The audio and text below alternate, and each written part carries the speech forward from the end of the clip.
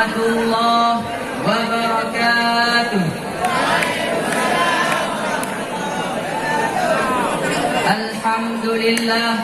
Alhamdulillahilladzi anzalal qur'ana hudan linnasi wa kana bihi sirajan munira.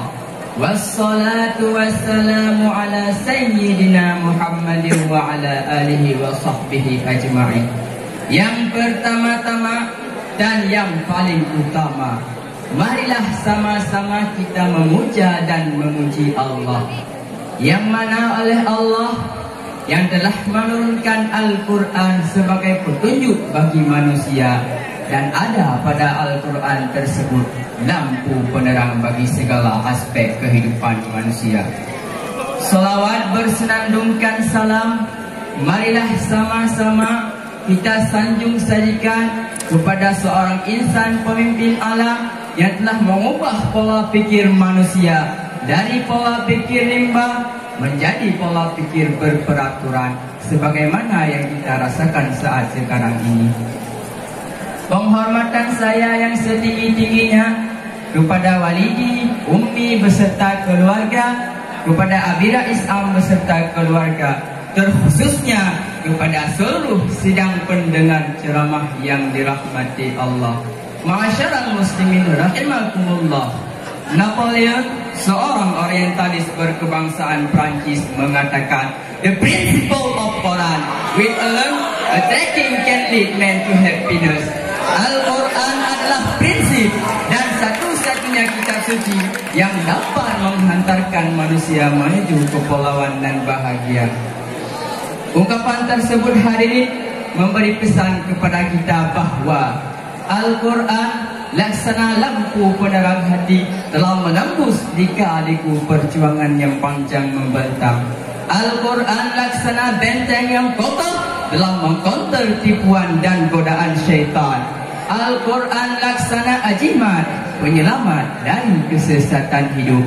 Pendek kata, Al-Quran adalah satu-satunya kitab suci yang dapat membawa manusia menuju keselamatan, kebahagiaan dalam kehidupan materialistis dengan perkembangan dan tuntutan zaman.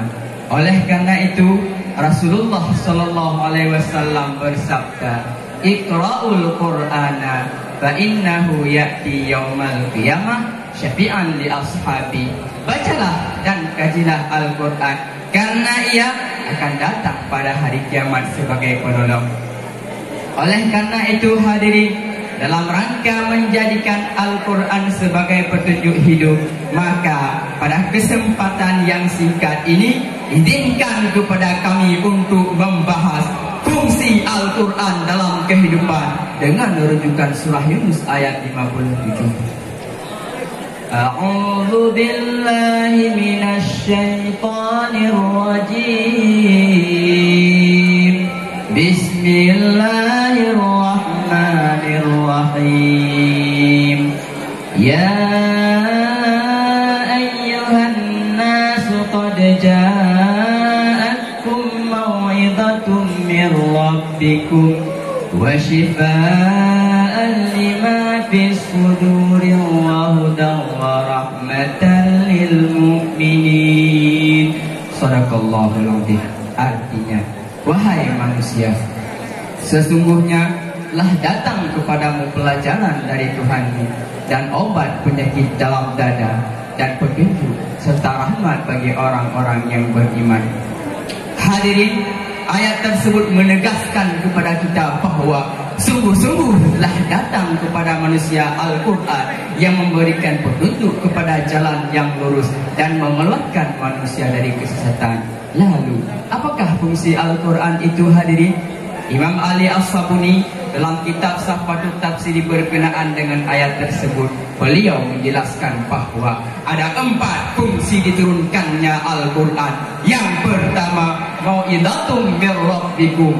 Al-Quran berfungsi sebagai pelajaran bagi manusia dari Tuhan yang Maha Pengajar.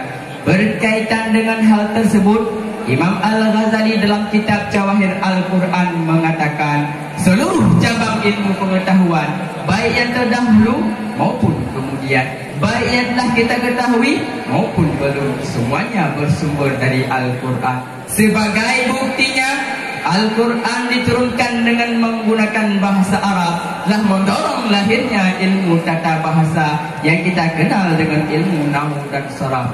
Dan sebagai buktinya, Al-Quran diturunkan dengan menggunakan bahasa yang indah, retoris, puitis, dan argumentasi, telah mendorong lahirnya ilmu retorika dan sastra yang kita kenal dengan ilmu balaghah dan mantik.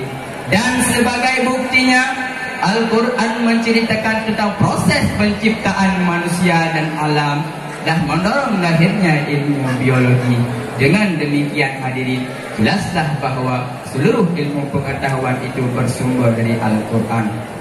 Yang kedua, syifaan lima fis sudur.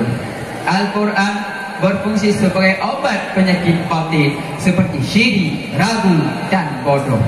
Mengapakah Al-Quran di dalam ayat tersebut berfungsi sebagai obat penyakit batin, bukan penyakit lahir seperti jantung, tumor, asma, dan lain-lain? Penyakit lahir seperti tumor memang berbahaya, bisa merusak badan jika tidak diobati. Akan tetapi penyakit batin seperti iri hati, dengki, frustasi, haus kursi, dan menghalalkan segala cara untuk mendapatkan jabatan dan popularitas diri jauh lebih berbahaya dan dapat merusak tatanan hidup masyarakat dan bangsa.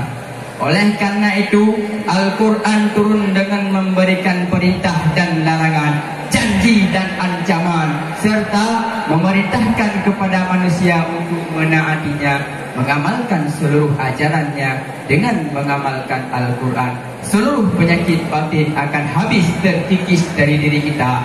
Pantas Abu Fida Muhammad Ijad dalam bukunya Alif Nazka bil Quran mengatakan, Al-Quran adalah obat yang sempurna bagi segala penyakit, baik penyakit lahir maupun penyakit batin.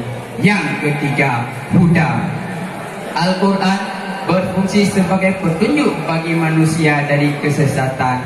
Berkaitan dengan hal tersebut, Profesor Dr. Quraisy Shihab dalam wawasan Al-Quran mengatakan, seluruh ayat yang ada dalam Al-Quran berisi pelajaran yang relevan dengan perkembangan dan tuntutan zaman, mampu memberikan solusi terhadap berbagai permasalahan manusia, baik yang bersifat ibadah, ritual maupun sosial, termasuk di dalamnya tentang etika kenegaraan.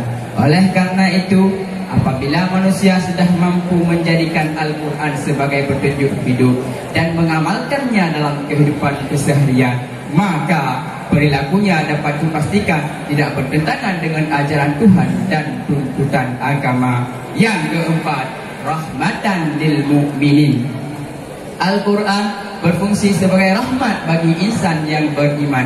Artinya, tatkala Al-Quran sudah kita baca isinya, kita pahami ajarannya, serta kita amalkan petunjuknya, maka ia akan menciptakan ketenangan bagi diri kita, jauh dari rasa resah dan gelisah, siap menghadapi berbagai problematika hidup, serta mampu menghantarkan kita menuju kebahagiaan, baik dunia maupun akhirat.